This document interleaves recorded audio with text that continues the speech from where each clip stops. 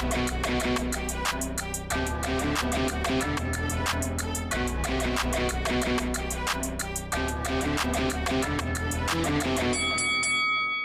guys, welcome to Boxing Squared for boxing news and views from around the internet. And another heavyweight news mashup video today, starting with tentative progress towards an undisputed fight between Tyson Fury and Anthony Joshua, with Joshua's promoter Eddie Hearn saying that he's spoken to Bob Arum of Top Rank, Fury's co-promoter, saying, "I think we're all in the same position. We want to move forward with the fight quickly as well, which is good news for fans. Just trying to solve any remaining issues of the fight, of which there aren't many, to be honest with you, and to try and move forward collectively to let the governing bodies know that we plan to stage the fight probably in May, and we would like for this to be for the undisputed heavyweight championship of the world. A few small issues to iron out, but I think we can start to look at drawing up contracts and trying to get this moving. Here on both sides, every member of each team wants to do this fight. We all acknowledge this is the biggest fight in boxing. This is the best fight for both guys. This is for the undisputed heavyweight championship of the world. Why are you in this sport if you don't want this fight?" So that there is Eddie Hearn and his comments on some opening progress, talking to Bob Arum, Fury's co-promoter, about making that undisputed fight. So that does sound like encouraging progress, but I guess we have been down this road before with an undisputed fight. So for me, it's sort of a wait-and-see approach. I mean, I want that fight to happen next, but we do have Joshua's mandatory Alexander Usyk waiting in the wings, saying he wants his fight. The WBO president, Paco Valcarcel, sort of sending out signals that that could be the next fight. And on Fury's side, you do have some mediation with Deontay Wilder currently underway. So there are a few peripheral issues that could get in the way, but I guess we'll just have to see what next. Anyway, if that fight does go ahead, Daniel Dubois, who was just recently beaten by Joe Joyce, he says at the moment he'd be picking Fury. He says his skill and his know-how coupled with his confidence should beat Joshua, but it will be a really good fight. I wouldn't be surprised if it went the other way and Joshua won.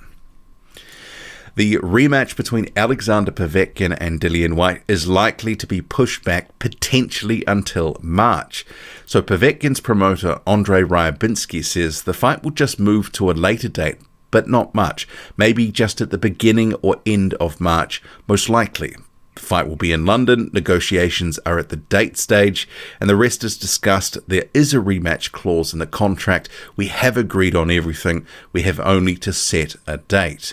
That is Andrei Ryabinski, and he's actually been talking to quite a bit of Russian media, and this follows the recent incident with Alexander Povetkin having to pull out of what would have been a rematch date this year, and that was because of COVID-19 and contracting it. So he had been in hospital a couple of times because of COVID, and this is the reason that the fight will have to be pushed back, because he needs more time to recover and thus train and get into the sort of shape that he would require to be in for a rematch of that magnitude. So I guess March it looks like, and I'm sure Dillian Whyte won't like that, but at this point it is what it is. The Australian heavyweight Lucas Browne says that he intends to fight 3 up-and-coming heavyweights as well as a prize fighter tournament in 2021. So see here on screen, he says he intends to fight Fabio Wardley in January, and obviously if that Povetkin and Whyte card is going to be moved, that date would be moved. Christian Thun, who is the German heavyweight, 6'9", in March or April, later in the year, which he'd already signalled previously, Justis Huni, but also a prize fighter tournament in May.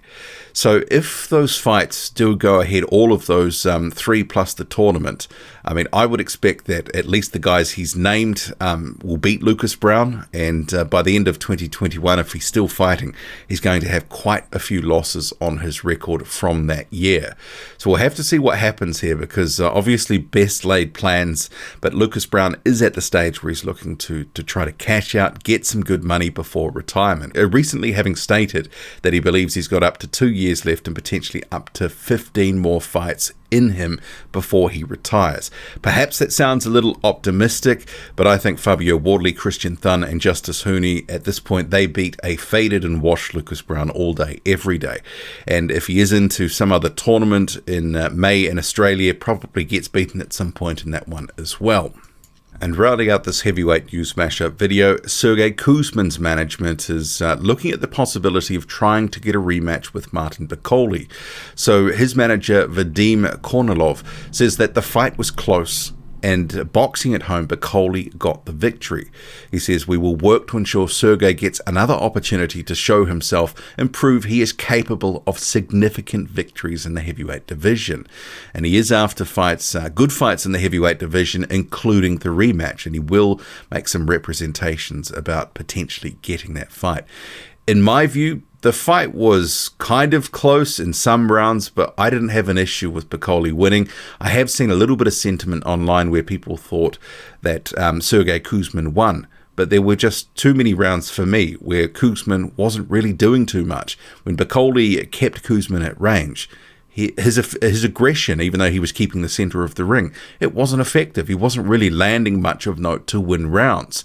So, I mean, I'm not too interested in seeing a rematch just because I think we've been there, done that, got the postcard.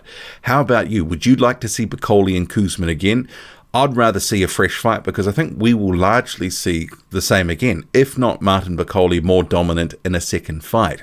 I think Sergey Kuzmin needs someone to be standing there in front of him, a style matchup where the other guy is kind of like him, not really doing too much on the footwork front, a little bit flat-footed and just sort of banging away. That's the sort of fight he can be in and look really sort of aggressive and entertaining in. But having a rematch with Bakole, not for me. How about you? Drop a comment, loud and often. Hit like, hit subscribe. Follow me on Twitter, boxing_squared. I'm out.